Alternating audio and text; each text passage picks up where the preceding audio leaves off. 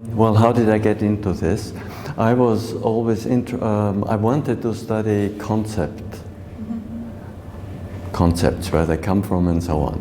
And the adult literature was deadly boring at the time. There was sort of classifying objects as green and big and so on.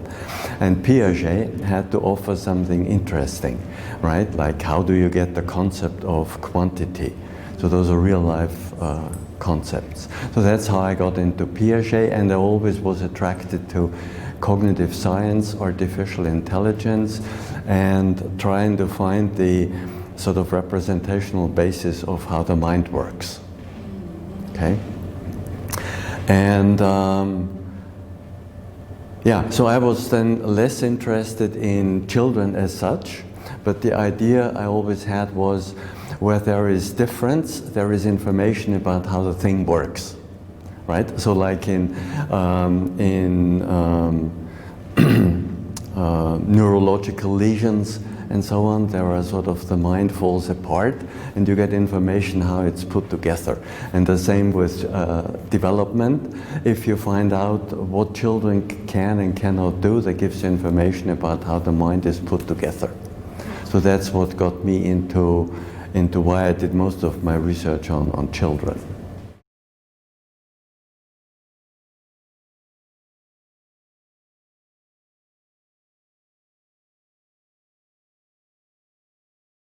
Well, although this is actually the central theme of development, how it changes from the beginning to the end, the cognitive development has very little to say about this. This is one of the great problems. So I can't really say much. So much what I do is more to characterize, if you have like Piagetian stages or whatever, to characterize what is the cognitive structure of those stages and so on. But how you get from one to the other is, I frankly have nothing much to say about that.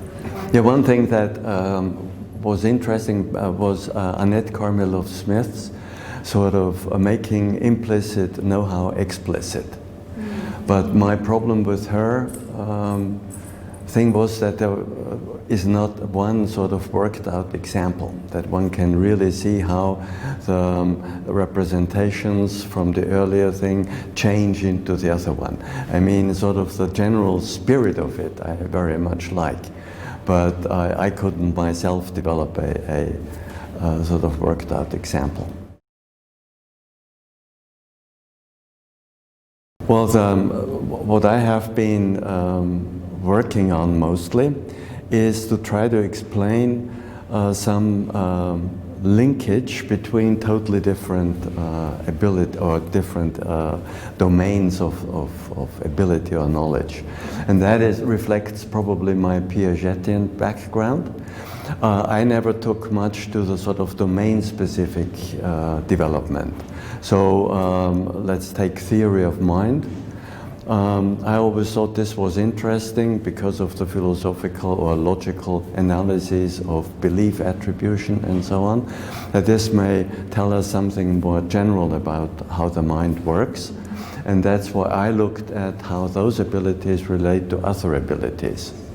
Whereas the domain-specific, very popular at the time, approach is that this is a domain, and that develops and has no relationships of interest to anything else that develops.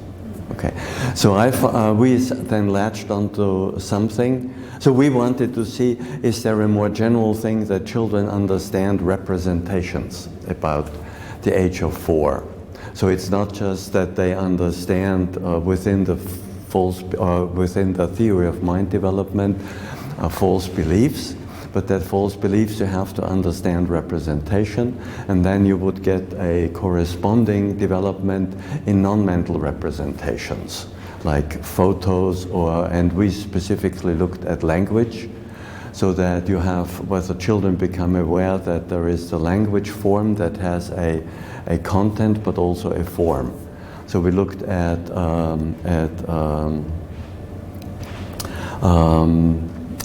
words that have the same meaning.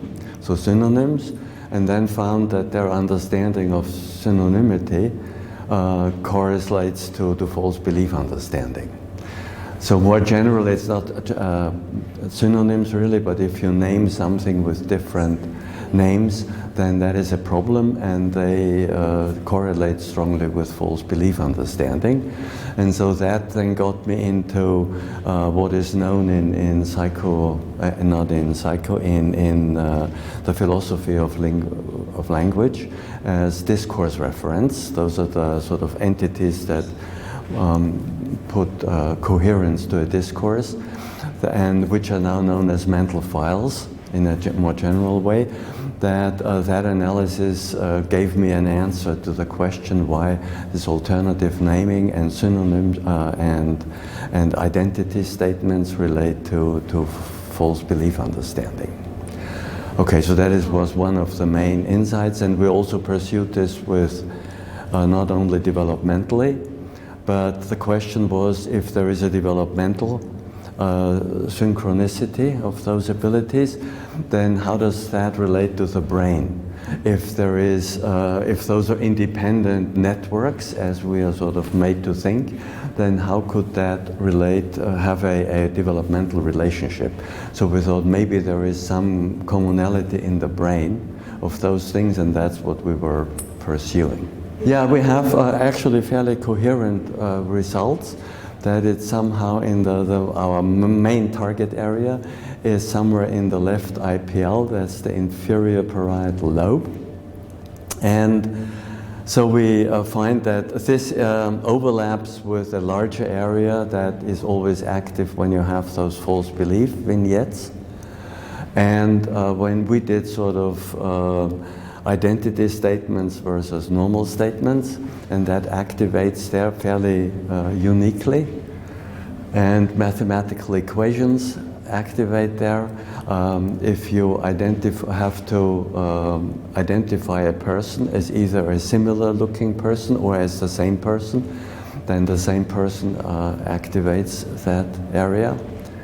And so on, right? So there seems to be something common to those problems that also develop at the same age in childhood.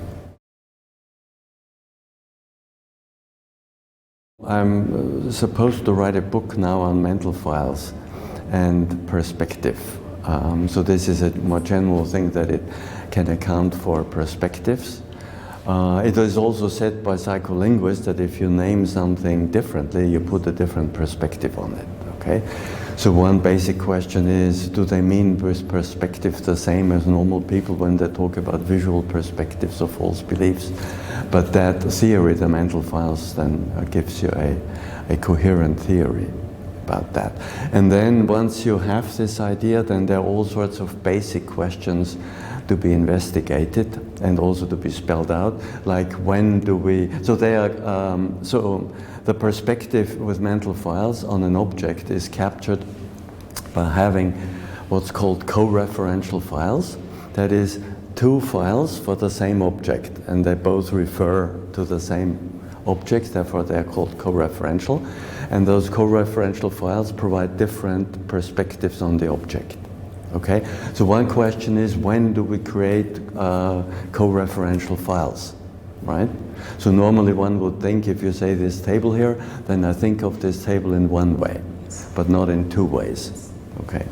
But if you say the table and this piece of furniture, does that create two perspectives? We don't know, right? So those are empirical questions and so on.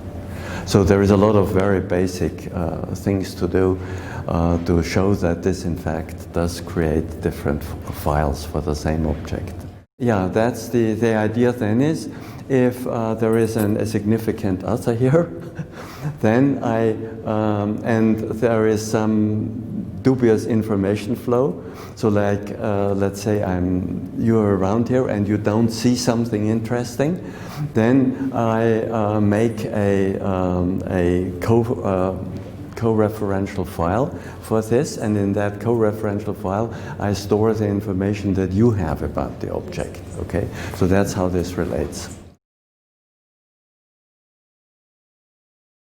Well, I have no sort of profound thing to say on that.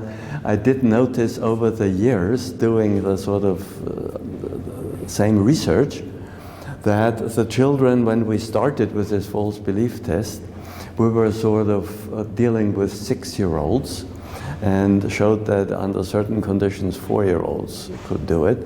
And then a few years later, it was sort of 4-year-olds who can do it.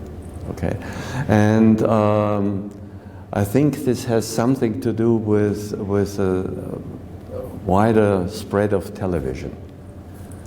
Because before, like especially rural children or children lower class, they first of all they were kept at home. They didn't go to kindergarten.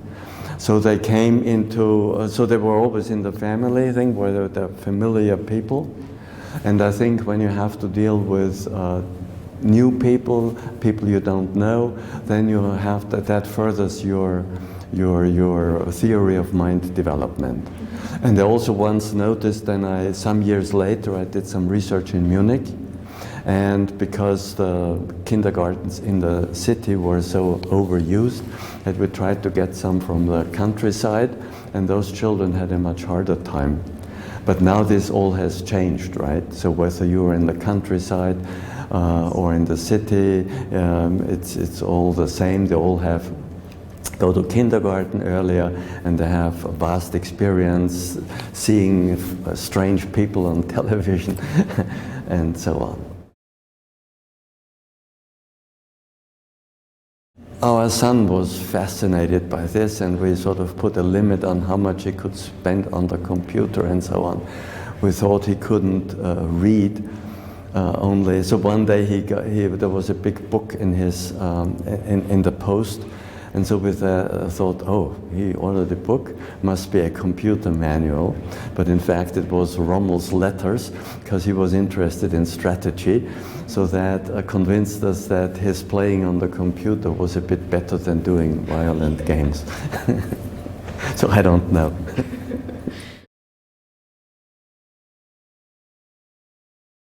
I guess one very important thing is empathy. That's sort of the glue of our society, I would think. And there are different views. In fact, I am sort of trying to get away from theory of mind to what we call teleology, so that the basic idea is a much more positive or communal thinking than the theory of mind, which is very individualistic. So for instance, the starting point of theory of mind is that people have goals.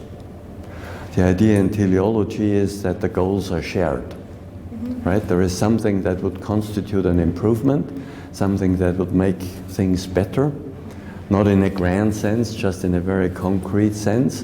So if your legs get tired, then it would be good to sit down. And that is not only a goal for you, but also a goal for me. It would be better that if you could sit down. And of course, since you are directly concerned, one can realize that you will do something about it.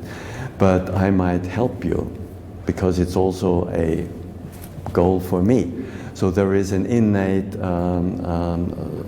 sort of tendency to help out, because the goal is not a personalized goal, but one that is publicly thing and shared by the people who are involved and have access to it. It's not very big anymore. It always fluctuated, but I actually am retired, so they just let me finish my research grant there. And how big is it? I employ one postdoc who is also running this infancy lab, and then I have a 1, 2, 3 graduate students, and we employ a lot of our master students as sort of research assistants to help out testing children and so on. And we are also part of the